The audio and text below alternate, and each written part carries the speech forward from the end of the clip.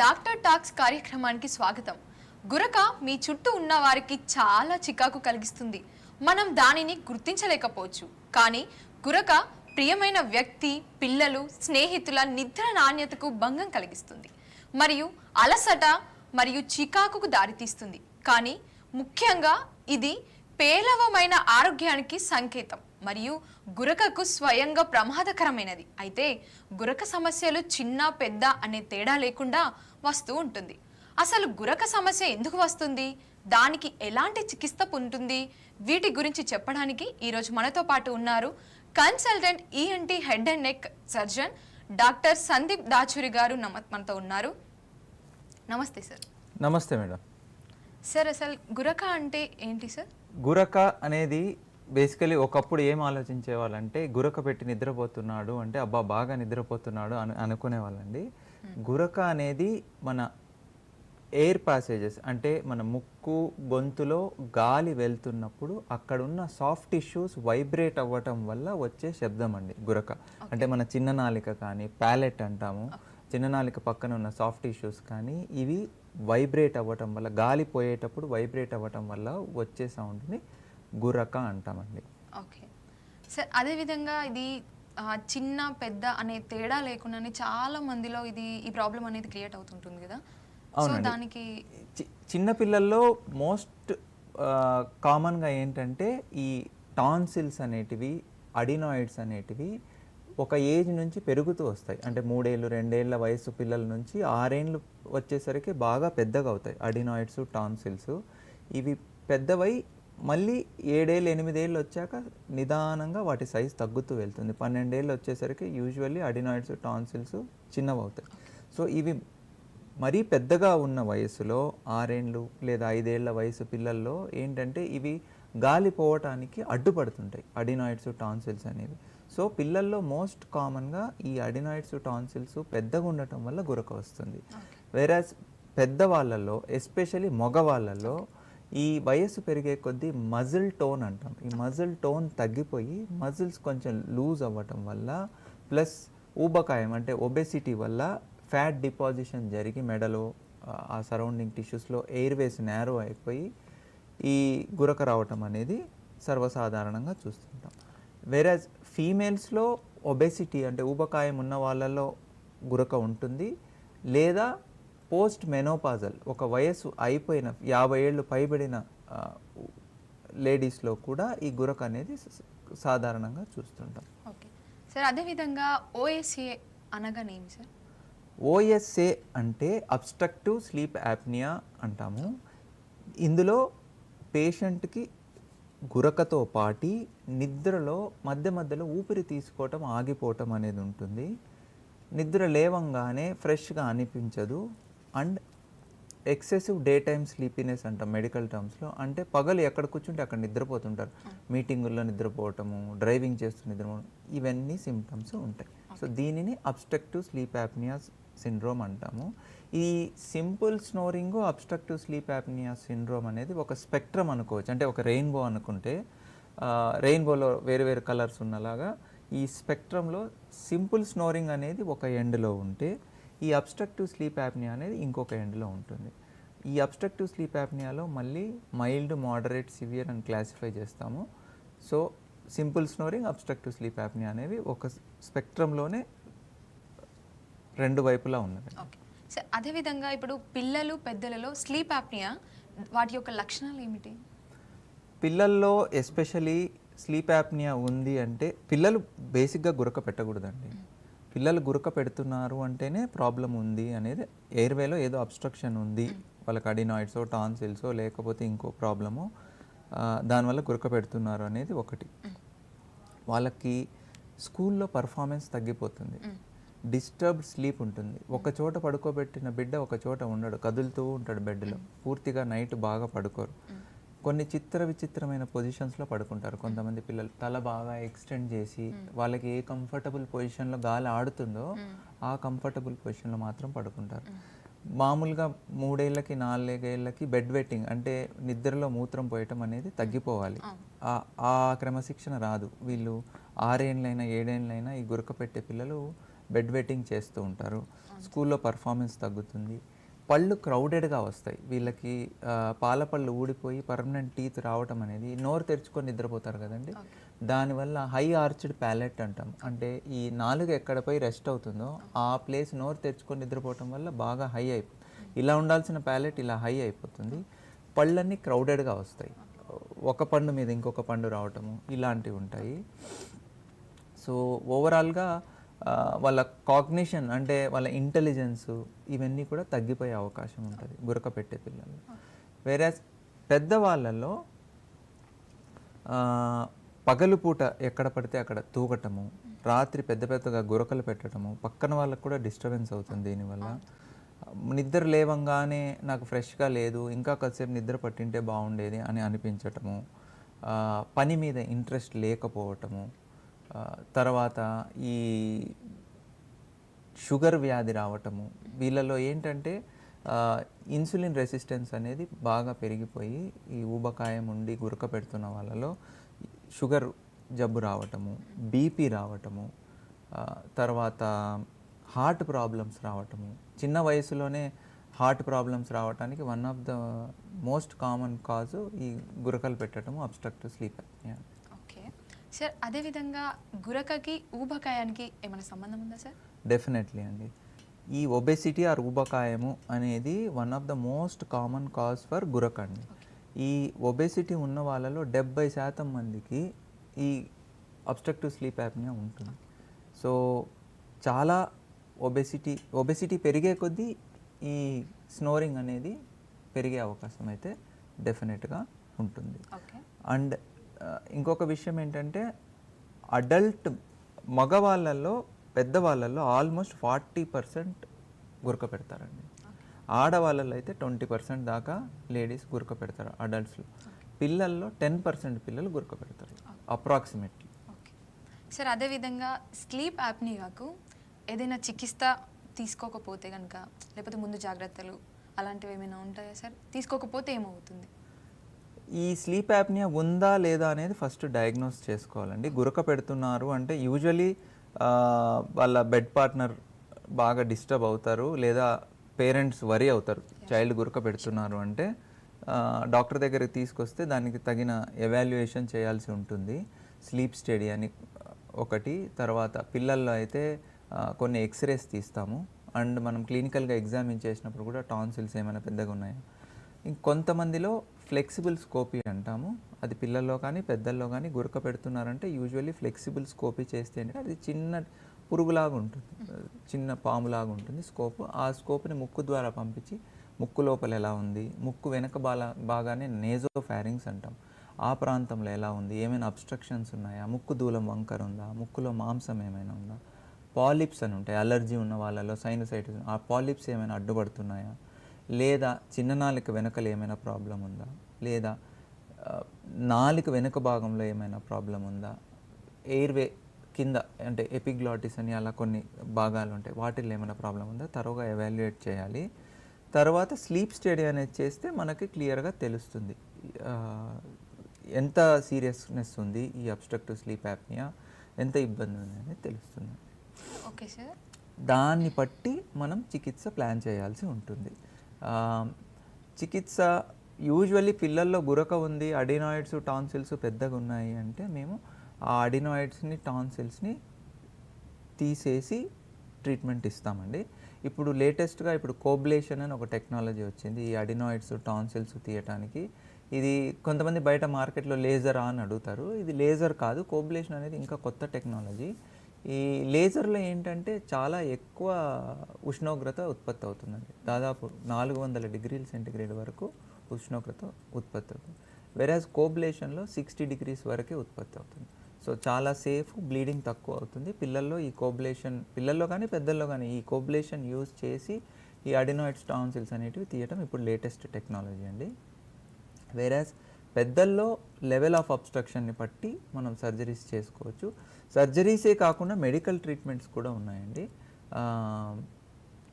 CPAP అని అలా medical treatments కూడా ఉన్నాయి.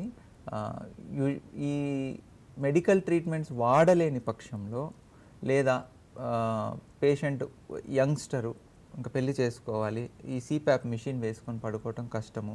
సో అలాంటి వాళ్ళలో బాడీ మాస్ ఇండెక్స్ 32 కన్నా, బాడీ మాస్ ఇండెక్స్ అంటే weight in kgs by height in meter square అంటాము. అది 30-32 కన్నా తక్కువ ఉండి గురక ఉంది పేషెంట్కి, పేషెంట్ సర్జరీ కోరుకుంటున్నారు అంటే డెఫినెట్గా సర్జికల్ ఆప్షన్స్ మేము చూస్తామండి.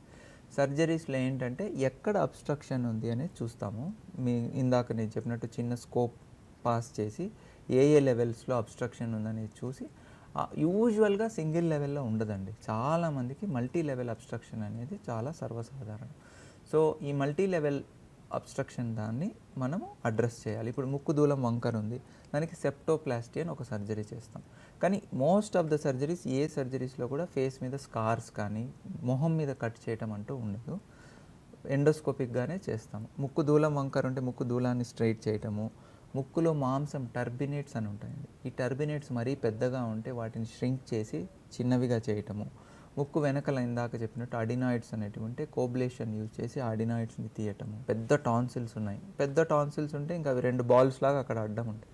సో ఈ టాన్సిల్స్ని తీసేసి, ఈ చిన్ననాలిక బాగా అడ్డుపడుతుంది అనుకోండి, కొలాప్స్ ఉందనుకోండి ఆ లెవెల్లో, మనము దాన్ని స్టిఫెన్ చేయడానికి కొన్ని ప్రొసీజర్స్ ఉన్నాయి. పాతకాలంలో అయితే ఈ చిన్ననాలికని కంప్లీట్గా తీసేసేవాళ్ళు. యువోపెలటోఫెరింగోప్లాస్టీ అని ఒక సర్జరీ ఉండేది. దాంట్లో ఏంటంటే ఈ చిన్ననాలిక దాని పక్కన ఉన్న సాఫ్ట్ టిష్యూస్ని తీసేసేవాళ్ళు.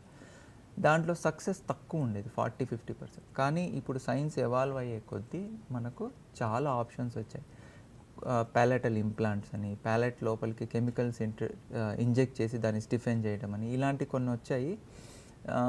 ఇంకా ఎక్స్పాన్షన్ స్ఫింక్టర్ ఫెరింగోప్లాస్టీ అని, ఇప్పుడు లేటెస్ట్గా బార్బడ్ ఫెరింగోప్లాస్టీ అని ఒక సర్జరీ వచ్చింది.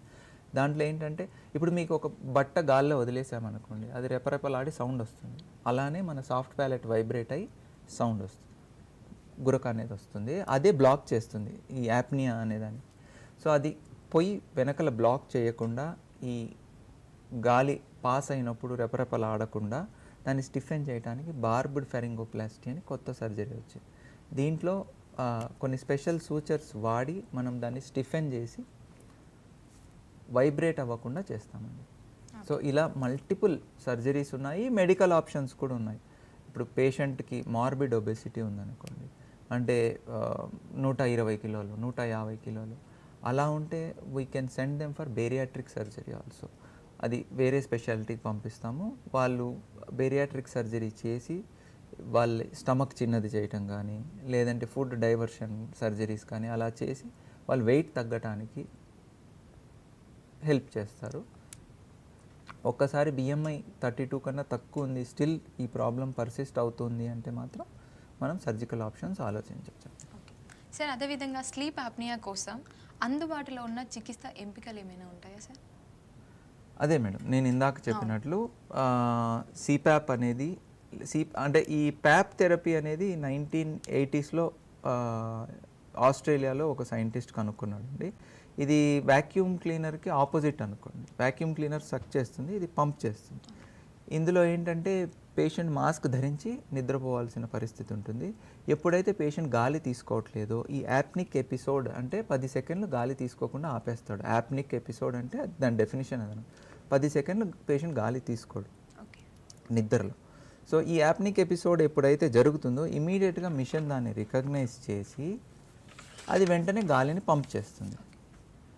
పంప్ చేసినప్పుడు ఎయిర్వే ఓపెన్ అవుతుంది. సో ఈ సిప్యాప్ అనేది ఆ విధంగా పనిచేస్తుంది. దీంట్లో ఇప్పుడు లేటెస్ట్గా ఈ సిప్యాప్ అంటే ఏంటంటే అది కంటిన్యూస్గా పంప్ చేస్తుంటుంది. సో పేషెంట్ కొంచెం ఇరిటబుల్గా ఉంటుంది. ఇప్పుడు లేటెస్ట్గా ఏప్యాప్ అని ఆటో ప్యాప్ మెషిన్స్ వచ్చాయి. ఇవేంటంటే ఓన్లీ ఎప్పుడు పేషెంట్ అయితే గాలి తీసుకోవట్లేదో అప్పుడు మాత్రమే అది పంప్ చేస్తుంది గాలిని. సో ఇలా లేటెస్ట్ టెక్నాలజీస్ వచ్చాయి, బోత్ మెడికల్ ఉన్నాయి, సర్జికల్ ఉన్నాయి. సార్, అదేవిధంగా ఇప్పుడు మీరు చెప్పారు కదా సిప్యాప్ అని చెప్పేసి, అసలు సిప్యాప్ అంటే ఏంటి sir? Continuous positive airway pressure అండి. సిప్యాప్ అంటే కంటిన్యూస్ పాజిటివ్ ఎయిర్వే ప్రెషర్.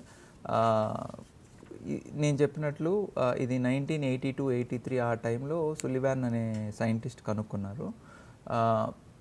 ఇందులో మెయిన్ అండి, ఇది gold standard treatment for sleep apnea throughout the world. Medical treatment ఇవ్వాలి అంటే పేషెంట్కి నేను ఇందాక చెప్పినట్టు స్లీప్ స్టడీ అనేది ఒకటి చేయాలి. పాలిసోమ్నోగ్రఫీ అంటారు, స్లీప్ స్టడీతో వచ్చే రిపోర్ట్ని. అందులో కొన్ని బెల్ట్లు కట్టేస్తారు. పేషెంట్ హోమ్ స్లీప్ స్టడీస్ కూడా వచ్చాయండి ఇప్పుడు. పేషెంట్ తన ఇంట్లో తన బెడ్ మీదే నిద్రపోతారు. ఏదో ల్యాబ్కి వెళ్ళి పడుకుంటే వాడికి నిద్ర రాదు. సో తన ఇంట్లో తన బెడ్ మీదే పడుకుంటారు. ఈ కంపెనీ వాళ్ళు వచ్చేసి ఒక మెషిన్ని వాళ్ళ చెస్ట్కి కట్టేసి కొన్ని సెన్సర్స్ ముక్కు దగ్గర పెడతారు.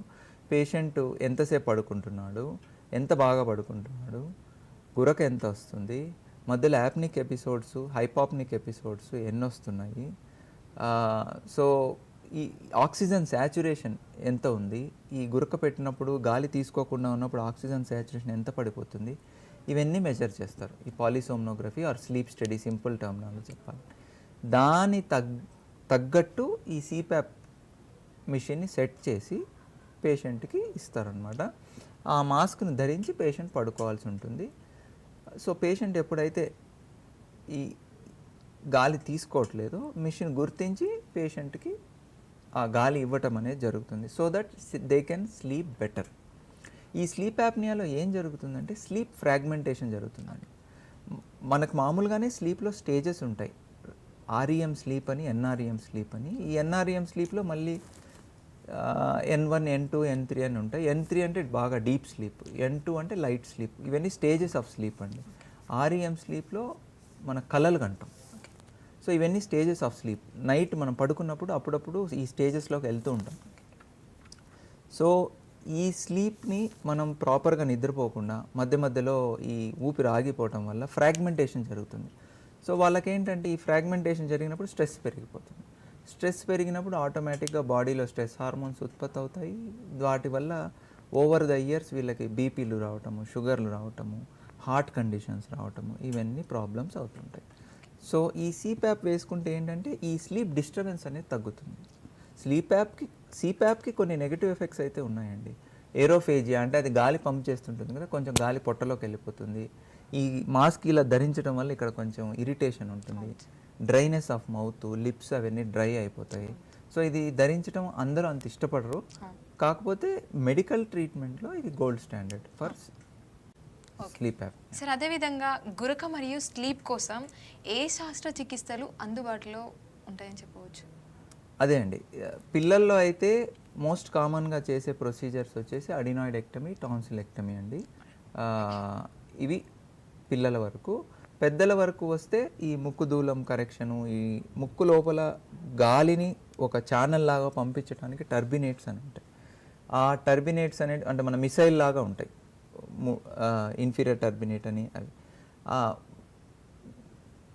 ఆ ఇన్ఫీరియర్ టర్బినేట్స్ మరీ పెద్దగా ఉన్నాయనుకోండి, ఎస్పెషలీ అలర్జిక్ పేషెంట్స్లో అవి అడ్డుపడుతుంటాయి గాలి పోవడానికి. వాటిని ష్రింక్ చేయటం కానీ, లేదా ఈ చిన్న నాలుక దగ్గర ఏదైనా అబ్స్ట్రక్షన్ ఉన్నా, లేదా గొంతులో ఏదైనా అబ్స్ట్రక్షన్ ఉన్నా వాటిని తొలగించడం ద్వారా మనము ఎయిర్వేని ఫ్రీ చేస్తే వాళ్ళు డెఫినెట్గా బెటర్ అవుతారండి.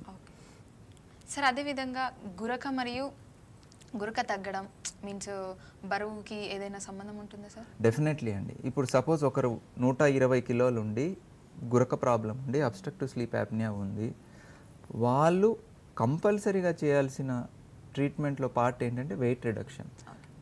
ఈ బాడీ మాస్ ఇండెక్స్ ఇందాక నేను ఏదైతే చెప్పానో weight in KG by height in meter square, అది 40 కన్నా ఎక్కువ ఉందంటే మేము బేరియాట్రిక్ సర్జరీ అడ్వైస్ చేస్తామండి. అలా కాకుండా 35, 34 అలా ఉంది అంటే 120, 130 కిలోలు ఉన్నారు మనిషి, డెఫినెట్గా వెయిట్ రెడ్యూస్ అవుతే గురక అనేది ఖచ్చితంగా తగ్గుతుంది. ఎందుకంటే వాళ్ళకి అబ్డామినల్ ఫ్యాట్ ఉంటుంది, మెడలో ఫ్యాట్ ఉంటుంది. సో ఈ అబ్డామినల్ ఫ్యాట్ తగ్గించుకోగలిగితే, ఈ మెడలో ఫ్యాట్ తగ్గించుకోగలిగితే, రెగ్యులర్ ఎక్సర్సైజెస్ చేసి వీళ్ళు బరువు తగ్గితే డెఫినెట్గా గురక అనేది తగ్గుతుంది. అండ్ అడ్వాంటేజ్ ఏమొస్తుందంటే సిప్యాప్ మిషన్ సపోజ్ వాడుతున్నారు, వాళ్ళు 120 కిలోలు ఉన్నప్పుడు ఏ సెట్టింగ్స్ ఏ ప్రెషర్స్ ఉన్నాయో వాడు 90 కిలోలకు వచ్చినప్పుడు అంత ప్రెషర్ అవసరం ఉండదు, సెట్టింగ్స్ మార్చుకోవచ్చు. డెఫినెట్లీ అడ్వాంటేజ్ ఉంటుంది. అండ్ ఈ బరువు తగ్గటం వల్ల వాళ్ళు సర్జికల్ క్యాండిడేట్స్గా కూడా మారుతారు. బరువు తగ్గారు, ఈ అబ్స్ట్రక్టివ్ స్లీప్ యాప్నియాలో సివియర్ నుంచి మైల్డ్కి వచ్చారు, బరువు తగ్గారు, అప్పుడు వాళ్ళ మీద సర్జరీ చేస్తే అసలు మిషనే వాడకుండా వాళ్ళంతకు వాళ్ళు నిద్రపోయే పరిస్థితి కూడా ఉంటుంది. సార్ అదేవిధంగా ఇందాక మీరు చెప్పారు కదా ఆర్ఈఎన్ అని చెప్పి దెన్ అదేవిధంగా ఎన్ఆర్ఈ స్లీప్ అని చెప్పి చెప్పారు కదా దాని మీనింగ్ ఏంటి sir? Rapid eye movement sleep, ఇది మెయిన్గా కళలు మనం కనే నిద్ర ఆ స్లీప్లో ఉంటుందండి, ఆర్ఈఎం స్లీప్. ఇది ఎక్కువ తెల్లవారుజామున వస్తుంది ఆర్ఈఎం స్లీప్. ఎన్ఆర్ఈఎం స్లీప్ అంటే non rapid eye movement sleep. దీంట్లో మళ్ళీ N1, N2, N3 అని ఉన్నాయండి. N3 అంటే బాగా డీప్ స్లీప్, అంటే ఆ డీప్ స్లీప్లో ఉన్నప్పుడు మనం లేపిన వాళ్ళు లేవరు, గాఢ నిద్ర అంటారు కదా, అది N3 స్లీప్. N2 స్లీప్ అంటే స్లైట్ స్లీప్, అంటే ఏదైనా చిన్న తలుపు సౌండ్ వచ్చినా టక్కన లేస్తారు. సో అలా స్టేజెస్ ఆఫ్ స్లీప్ అనమాట ఇవి. నేను ఇంకా మరీ డీటెయిల్స్లోకి వెళ్ళట్లేదు స్లీప్లోకి, కానీ ఆర్ఈఎం స్లీప్ అంటే ర్యాపిడ్ ఐ మూమెంట్ స్లీప్. మీరు ఆ ఆర్ఈఎం స్లీప్లో నిద్రపోతున్న వ్యక్తి కన్నుని చూస్తే కన్ను కదులుతూ ఉంటుంది, ఈ కన్ను రెప్ప కింద చూస్తే మీరు కదులుతూ ఉంటుంది, మూమెంట్స్ ఉంటాయి. అంటే వాళ్ళు ఆ టైంలో యూజువల్లీ కలలుగానే అవకాశం కూడా ఉంటుంది. ఓకే ఓకే సార్, ఇప్పుడు అదే విధంగా ఇప్పుడు గురక అని చెప్పారు, దీనికి మంచి ఎక్స్ప్లెనేషన్ ఇచ్చారు కదా, ఇలా మంచి నిద్ర కోసం కొన్ని మంచి చిట్కాలు చెప్పాలి సార్. అంటే ఈ గురక ఉన్న వాళ్ళ సమస్య వాళ్ళని కాదు, జనరలైజ్డ్గా చెప్తున్నాను. ఇప్పుడు బేసిక్గా ఏంటంటే యాక్చువల్గా మనిషి 1/3 ఆఫ్ లైఫ్ స్లీప్లో గడపాలండి. రోజుకి 8 అవర్స్ నిద్రపోవాలి. నిద్రపోయే వాళ్ళు ఒకప్పుడు ఏంటంటే ఈవినింగ్ 6ంటికి అంతా భోంచేసి లైట్స్ ఫెయిల్ అవ్వంగానే, అంటే ఎలక్ట్రిసిటీ లేని రోజుల్లో 7ంటికి 8ంటికి పడుకొని నిద్రపోయేవాళ్ళు. ఉదయం 5కు 6కు సూర్యుడు ఉదయించిన తర్వాత లేచేవాళ్ళు. వాళ్ళకి 8 అవర్స్ స్లీప్ అనేది రొటీన్. సో మన క్లాక్ కూడా, మన బాడీలో ఒక క్లాక్ ఉంటుంది, సర్కేడియన్ రిథమ్ అనేది, మనకు కూడా 8 అవర్స్ స్లీప్ అనేది చాలా ఇంపార్టెంట్. ఇప్పుడు జనరేషన్ ఎలా అయిపోయిందంటే స్లీప్ డిప్రైవ్డ్ జనరేషన్. రాత్రి 1 గంట వరకు ఫోన్ చూస్తారు, ల్యాప్టాప్ చూస్తారు, యూఎస్కి జాబ్ అంటారు. సో ఈ laptop screens, TVs, movies, Netflix ఇవన్నీ వచ్చేసి ఏంటంటే స్లీప్ డిప్రైవ్డ్ సొసైటీ అయిపోయింది, నిద్రపోవట్లేదు సరిగ్గా మనుషులు. సో దీనివల్ల కూడా స్ట్రెస్ చాలా ఎక్కువ అయిపోతుంది మనుషులకి. సో బాగా నిద్రపోవటం అనేది చాలా ఇంపార్టెంట్. బాగా నిద్రపోవటానికి చిట్కాలు అంటే జనరలైజ్గా చెప్తున్నాను నేను, ఒక రెగ్యులర్ టైంకి నిద్రపోవటం అలవాటు చేసుకోవాలండి. ప్రతిరోజు నిద్ర వచ్చినా రాకపోయినా, ఏ పని ఉన్నా ఏ పని లేకపోయినా 10ంటికి పడుకోవాలి అనుకున్నారనుకోండి, 10ంటికి పడుకోవాలి ఇంట్లో అందరూ, అది అలవాటు చేసుకోవాలి. ఇదేంటంటే బ్రెయిన్లో ఒక సర్కేడియన్ రిథమ్ అని ఉంటుంది. ఆ రిథమ్ 10ంటికి పడుకొని 6ంటికి లేవటం, ఈ రిథమ్ని క్రియేట్ చేసుకోవాలి మనుషులు. ఒకరోజు 10ంటికి పడుకొని, ఒకరోజు 1 గంటకు పడుకొని, ఒకరోజు 12ంటికి పడుకొని, అలా ఆ రిథమ్ లేకపోతే కష్టం అండి. ఫస్ట్ది రిథమ్, ఒకటే టైంలో పడుకోవాలి, ఒకటే టైంలో లేవాలి, అది అలవాటు చేసుకోవాలి. రెండవది, బెడ్రూమ్ చాలా నీట్గా క్లీన్గా ఉండాలి. గందరగోళంగా పెట్టుకొని అక్కడే తినేది, అక్కడే ప్లేట్లు, అక్కడే ల్యాప్టాప్ పనిచేసేది, అక్కడే, ఈ విధంగా లేకుండా క్లటర్ ఫ్రీగా బెడ్రూమ్ పెట్టుకొని నీట్గా ఉంటే నిద్ర ఈజీగా పడుతుంది. అండ్ పడుకునే క్వాలిటీ ఆఫ్ ద మ్యాట్రెస్ చాలా ఇంపార్టెంట్. ఓకే, 10,000 20,000 పెట్టి వాచ్ కొనమంటే కొంటారు, కానీ మంచి మ్యాట్రెస్ కొనమంటే కొనరు. మనం ఆల్మోస్ట్ 1/3 ఆఫ్ లైఫ్ మ్యాట్రెస్ మీదే పడుకుంటున్నాం. సో డెఫినెట్గా మంచి కంఫర్టబుల్ మ్యాట్రెస్, కంఫర్టబుల్ పిల్లో అనేటివి ఉండాలి. రూమ్ టెంపరేచర్ కూడా చాలా ఇంపార్టెంట్. అంటే మన ఇండియన్ కండిషన్స్లో ఏంటంటే ఎక్స్ట్రీమ్ టెంపరేచర్, సమ్మర్లో మనం చూస్తున్నాం ఇప్పుడు 45, 48 కూడా వెళ్ళిపోతుంది. అంత ఎక్స్ట్రీమ్ హై టెంపరేచర్ ఉంటే నిద్ర రాదు. ఓకే, ఏసీ అందరికీ ఉండదు, కనీసం కూలరు, రూమ్ టెంపరేచర్ కంఫర్టబుల్ మనకు 24, 22 డిగ్రీ సెంటిగ్రేడ్ ఉంటే రూమ్ టెంపరేచరు ఈజీగా నిద్ర పడుతుంది. ఉక్క పోస్తూ చెమట పడుతూ ఉందంటే నిద్ర రాదు.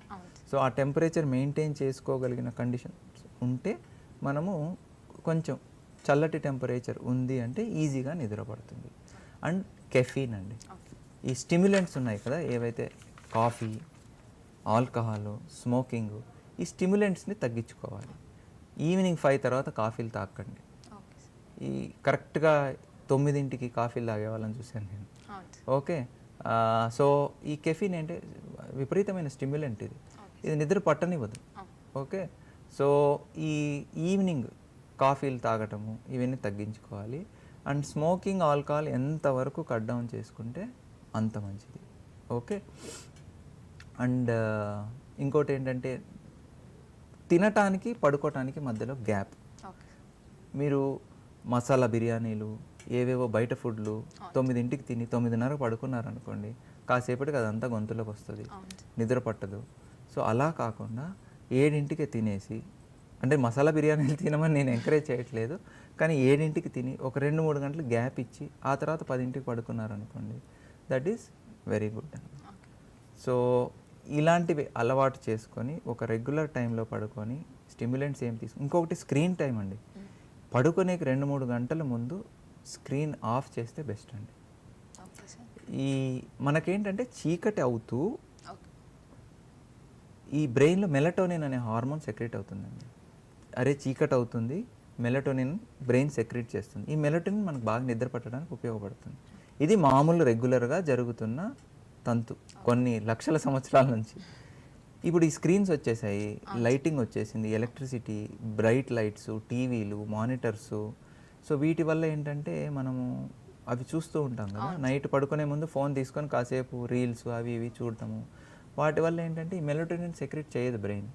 బ్లూ లైట్ ఉంటుంది వాటిల్లో, వాటి వల్ల మెలటోనిన్ సెక్రెట్ అవ్వదు. మెలటోనిన్ సెక్రెట్ అవ్వకపోతే నిద్ర పట్టదు. సో ఈ మనిషి అనేవాడు ఈ స్క్రీన్కి బాగా అలవాటు పడిపోయి సరే నిద్రపోవట్లేదు. సో ఈ స్క్రీన్స్ కూడా పడుకోనేకి ఒక 2-3 గంటల ముందు నుంచి అవాయిడ్ చేస్తే బెస్ట్. ఓకే సార్, అదేవిధంగా ఇందాక మనం మాట్లాడుకున్నట్లయితే గురకకి వయసుతో సంబంధం లేదన్నారు కదా, అది ఎంత వయసు మీన్స్?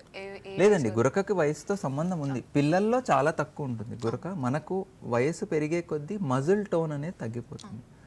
సో లేడీస్లో బిలో 50 ఇయర్స్ వాళ్ళకి ప్రొటెక్టివ్ హార్మోన్స్ అన్నీ ఉంటాయి కాబట్టి గురక అనేది తక్కువ ఉంటుంది. ఒక్కసారి వాళ్ళు మెనోపాజ్ దాటిన తర్వాత లేడీస్కి జెంట్స్కి రిస్క్ సేమే ఉంటుంది. వయసు పెరిగే కొద్దీ డెఫినెట్లీ గురకకి పెరిగే ఛాన్స్ అయితే ఉందండి. దీనికి ముందు జాగ్రత్తలు మెయిన్గా ఏవి తీసుకోవచ్చు సార్? వెయిట్ గెయిన్ అవ్వకండి. ఓకే. రెగ్యులర్ ఎక్సర్సైజ్ ఉండాలి. డైలీ ఒక ½ అన్ అవర్ ఎక్సర్సైజ్ చేయగలిగితే బెస్ట్ అండి. సార్ అదేవిధంగా ఇప్పుడు మనం చెప్పుకున్నట్లయితే గురక అనేది శాశ్వతంగా రాకుండా ఉండాలి అంటే ఏం చెప్తారు సార్? గురక అనేది రాకుండా ఉండాలి అంటే మెయిన్ బరువు పెరగకూడదండి. Okay sir. ఈ మన కంట్రీలో యూత్ చాలామంది ఒబీస్ ఏమి ఉండరు. ఓకే. సో వాళ్ళందరికీ ఇచ్చే సందేశం ఏంటంటే బరువు పెరగకండి. బాడీ మాస్ ఇండెక్స్ అనేది 19 to 22 మధ్యలో మేనేజ్ చేయాలి. ఓకే, 19 to 22 మధ్యలో బాడీ మాస్ ఇండెక్స్ ఉండి రెగ్యులర్గా ఎక్సర్సైజ్ చేయండి అండ్ హెల్తీ డైట్ తీసుకోండి. Okay sir. ఏవైతే ఈ ప్రిజర్వ్డ్ ఫుడ్స్ ఇలాంటివి తినకుండా ఫ్రెష్ వెజిటబుల్స్ కానీ, ఫ్రెష్ ఫ్రూట్స్ కానీ, మిల్క్ కానీ, ఎగ్స్ కానీ ఇలాంటివి తీసుకోవచ్చు. అలా కాకుండా బర్గర్సు, పిజ్జాసు ఇలాంటి వాటికి వెళ్తే ఊబకాయం వచ్చే అవకాశం, బరువు పెరిగే అవకాశము, సో దాని సైడ్ ఎఫెక్ట్స్ అవన్నీ ఉంటాయి. And regular exercise daily morning ఒక ½ అన్ అవర్, ఈవినింగ్ ఒక ½ అన్ అవర్ వాకింగో లేదంటే ఏదైనా గేమ్ స్పోర్ట్స్ చేయండి. ప్లస్ స్ట్రెస్ తగ్గించుకొని టైం టు టైం నిద్రపోవటము ఇవన్నీ చేస్తే డెఫినెట్లీ ఈ గురక అనే సమస్య రాదండి. Okay sir, thank you sir, thank you so much sir. ఈరోజు గురక గురించి అదేవిధంగా వాటికి ఉపయోగపడే చికిత్స కావచ్చు చాలా చక్కగా వివరంగా చెప్పారు sir. Thank you so much sir. Thank you అండి. చూసారు కదండి, ఇదండి ఇవాల్టి ఎపిసోడ్. మరొక ఎపిసోడ్లో మళ్ళీ కలుద్దామండి. అంతవరకు చూస్తూనే ఉండండి సివిఆర్ హెల్త్.